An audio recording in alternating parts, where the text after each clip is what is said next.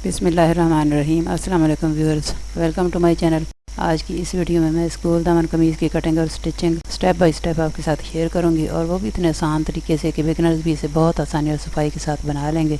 तो चलिए बिना टाइम ज़ाया किए इसे बनाना हम शुरू करते हैं। इसके लिए मैंने ये कपड़े के 2 पीस काट लिए हैं और इन्हें डबल फोल्ड करके इस तरह ऊपर नीचे रख लिया। अब इनको इस तरह से 4 साइड से अच्छी तरह से सेट कर लेंगे, और इस तरह अच्छी तरह सेट करने के बाद अब पहले इनको पिन अप कर लेंगे ताकि कटिंग करते वक्त ये इधर उधर हिले नहीं, और जो कटिंग है वो सीधी और सफाई के साथ हो जाए। ये 2 पिने मैंने नीचे वाली साइड लगा ली हैं और 2 पिने ही ऊपर वाली साइड लगा लेंगे,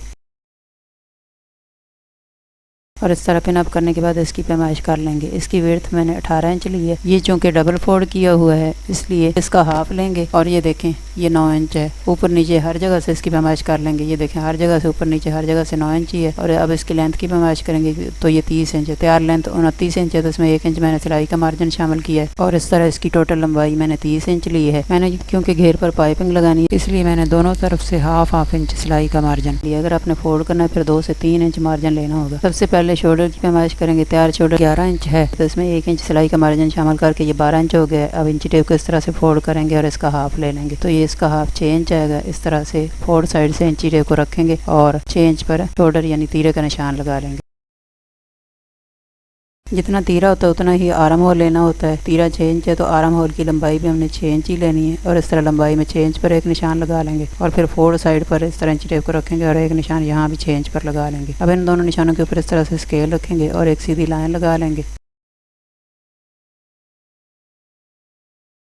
अब तीरा 6 इंच है तो इस लाइन पर भी तीरे वाले निशान के सामने 6 इंच पर एक निशान लगा लेंगे। अब इन दोनों निशानों के ऊपर इस तरह से स्केल रखेंगे और एक लाइन लगा लेंगे। अब यहाँ से नेक विड्थ का निशान लगाएंगे। नेक विड्थ 5 इंच है, तो इस तरह इंची टेप को 5 इंच तक इस तरह फोल्ड करेंगे और इसका हाफ ले लेंगे, तो ये 2.5 इंच आएगा। अब 4 साइड से इस तरह से इंची टेप को रखेंगे और 2.5 इंच पर नेक की चौड़ाई का निशान लगा लेंगे। अब आर्म होल वाली लाइन के ऊपर इस तरह हाफ इंच पर निशान लगाएंगे, और फिर इन दोनों निशानों के ऊपर इस तरह से स्केल रखेंगे और एक तिरछी लाइन लगा लेंगे। अब आर्म होल वाली लाइन के ऊपर इस तरह इंची टेप रखेंगे और इसका हाफ लेंगे। ये 6 इंच है तो इसका हाफ 3 इंच आएगा। 3 इंच पर इस तरह चौक के साथ निशान लगा लेंगे। अब इस कोने पर इंची टेप को इस तरह से तिरछा रखेंगे और 1 इंच पर निशान लगा लेंगे। अब इसी लाइन के ऊपर चेस्ट का निशान लगाएंगे। तैयार चेस्ट 16 इंच है तो इसका हाफ लेंगे, तो ये 8 इंच आएगा। इस तरह से इंची टेप को इस लाइन के ऊपर रखेंगे, 8 इंच पर तैयार चेस्ट का निशान लगा लेंगे। ये निशान सिलाई के लिए, और 1 इंच मार्जिन लेकर 9 इंच पर एक निशान और लगाएंगे, और ये निशान कटिंग के लिए है। अब कोने वाले इस निशान से इस तरह से राउंड शेप देते हुए आर्म होल लाइन के सेंटर वाले निशान से मिलाते हुए इस तरह आर्म होल की शेप बना लेंगे। अब आर्म होल वाली लाइन के अंदर चेस्ट लाइन के ऊपर 1 इंच पर निशान लगाएंगे, और इसे ऊपर वाली साइड शोल्डर लाइन के साथ मिलाते हुए इस तरह एक तिरछी लाइन लगा लेंगे। अब इस कोने पर भी 1 इंच पर तिरछा निशान लगाएंगे, और अब इस निशान को भी इस तरह से राउंड शेप देंगे, और राउंड शेप देते हुए सेंटर वाले निशान के साथ मिला देंगे, और इस तरह फ्रंट आर्म होल की शेप बना लेंगे। अब यहाँ पर पहले बारी शोल्डर लाइन के नीचे हाफ इंच पर निशान लगाएंगे, और इस तरह नेक लाइन के नीचे भी हाफ इंच पर निशान लगाएंगे, और फिर इन दोनों निशानों को इस तरह से मिलाएंगे और एक तिरछी लाइन लगा लेंगे फ्रंट शोल्डर की कटिंग के लिए। यहाँ से हमने आर्म होल की लेंथ 6 इंच ली थी, तो इस तरह चेस्ट मार्क 6 इंच पर आया है। अब वेस्ट मार्क भी नीचे 6 इंच पर लगाएंगे, और फिर इसके नीचे हिप मार्क भी 6 इंच पर ही लगाएंगे, क्योंकि जो पैमाइश आर्म होल की ली जाती है वेस्ट और हिप की भी वही पैमाइश होती है। ये निशान लगाने के बाद अब कमर वाले निशान के सामने चौक के साथ एक निशान लगाएंगे, और फिर इस निशान के ऊपर इस तरह से इंची टेप को रखेंगे और 7.5 इंच पर तैयार वेस्ट का निशान लगाएंगे, और 1 इंच का मार्जिन लेकर 8.5 इंच पर कटिंग के लिए एक और निशान लगा लेंगे। और इसी तरह से हिप वाले निशान के ऊपर इस तरह से इंची टेप को रखेंगे और पहला निशान 8 इंच पर लगाएंगे, और 1 इंच का मार्जिन लेकर एक निशान 9 इंच पर लगा लेंगे। और अब इन निशानों के ऊपर इस तरह से स्केल रखकर भी इन्हें मिलाकर लाइनें लगा सकते हैं, अगर आपके पास साइड फिटिंग स्केल नहीं है तो। लेकिन मैं निशानों को मिलाने के लिए साइड फिटिंग स्केल का ही इस्तेमाल करूंगी, क्योंकि इससे शेप अच्छी आती है। साइड फिटिंग स्केल और दूसरे सारे कटिंग स्केल के लिए मैंने अलग से वीडियोस बनाई हैं, और इनकी पूरी प्लेलिस्ट मेरे चैनल पर मौजूद है कटिंग स्केल के नाम से। अगर आप ये कटिंग स्केल बनाना चाहते हैं तो उन वीडियोस को देखकर बना सकते हैं। अब कोने पर 2.5 इंच पर इस तरह से निशान लगाकर मैंने इसकी राउंड शेप बना ली है। नीचे से घेर को गोल कर दिया है, और फिर इसकी शेप को अच्छी तरह से गुलाई देने के लिए ऊपर से डार्क कर लेंगे, और अब यहाँ से स्केल रखेंगे और इस तरह ऊपर वाले निशान के साथ मिला देंगे और नीचे से इसे डार्क कर लेंगे। अब इस निशान के ऊपर से इसकी कटिंग कर लेंगे, और इस तरह बाहर वाले निशान के ऊपर से पहले कटिंग कर लेंगे, और ऊपर वाली साइड जब आएंगे तो पहले बैक वाले निशान के ऊपर से कटिंग कर लेंगे, और बैक वाले निशान के ऊपर से कटिंग करने के बाद बैक पार्ट को निकाल देंगे, और फिर फ्रंट वाले निशान के ऊपर से फ्रंट पार्ट की कटिंग कर लेंगे। और इस तरह से मैंने ये फ्रंट पार्ट की कटिंग भी कर ली है। और फ्रंट की कटिंग करके ऊपर नीचे सेट करने के बाद ये फ्रंट की कटिंग यहाँ से इस तरह से आ जाएगी। अब इसे एक साइड पे रख देंगे और स्लीव की कटिंग करेंगे। स्लीव की तैयार लेंथ 17 इंच है, तो इसमें 1 इंच मार्जिन शामिल करके स्लीव की टोटल लेंथ मैंने 18 इंच ली है और इस तरह चौक के साथ 18 इंच पर निशान लगा लिया। आर्म होल 6 इंच है, तो इसमें 1 इंच प्लस करेंगे और इस तरह स्लीव की चौड़ाई 7 इंच ले लेंगे और चौक के साथ 7 इंच पर इस तरह निशान लगा लेंगे स्लीव विड्थ का। क्योंकि स्लीव की जो चौड़ाई वो आर्म होल से 1 इंच ज़्यादा लेनी होती है। आर्म होल 6 इंच था, तो इसमें 1 इंच प्लस करके मैंने स्लीव की चौड़ाई 7 इंच ले ली है और इस तरह 7 इंच पर निशान लगाकर स्केल की मदद से इसके ऊपर एक लाइन लगा ली है। अब एक लाइन लंबाई में भी इस तरह 7 इंच पर लगा लेंगे।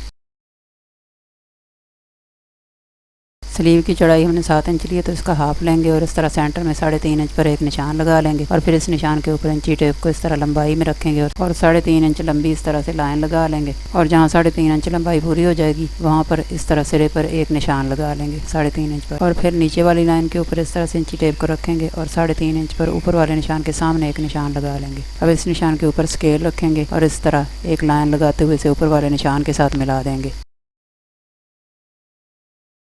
अब इस कोने पर यहाँ इंची टेप को इस तरह से रखेंगे और 2 इंच पर एक निशान लगा लेंगे और फिर इसी तरह से इन दोनों लाइनों के सेंटर में भी 2-2 इंच पर निशान लगा लेंगे। अब इस निशान के ऊपर इंची टेप को इस तरह से रखेंगे और हाफ इंच पर निशान लगा लेंगे। फिर कोने पर इंची टेप को तिरछा रखेंगे और 1 इंच पर निशान लगा लेंगे इस तरह तिरछा करके और फिर इसी तरह से इस कोने पर भी इंची टेप को इस तरह से तिरछा करके रखेंगे और 1 इंच पर निशान लगा लेंगे और फिर इस निशान के सामने अंदर की तरफ हाफ इंच पर निशान लगाएंगे और ये निशान लगाने के बाद अब इस तरह से कर्व शेप देते हुए इन निशानों को मिलाएंगे और इनको मिलाते हुए इस तरह स्लीव आर्म होल की शेप बना लेंगे। ये निशान लगाने के बाद अब स्लीव की तैयार मोरी 5 इंच है, तो इसमें 1 इंच प्लस करके मैंने 6 इंच पर निशान लगा लिया है। अब इस निशान के ऊपर और ऊपर वाली साइड इस तरह से स्केल को रखेंगे और एक लाइन लगा लेंगे निशानों को मिलाते हुए। ये निशान कटिंग के लिए। अब इसके अंदर 1 इंच के फासले पर एक निशान और लगा लेंगे अंदर वाला निशान सिलाई के लिए। अब बाहर वाले निशान के ऊपर से इसकी कटिंग कर देंगे।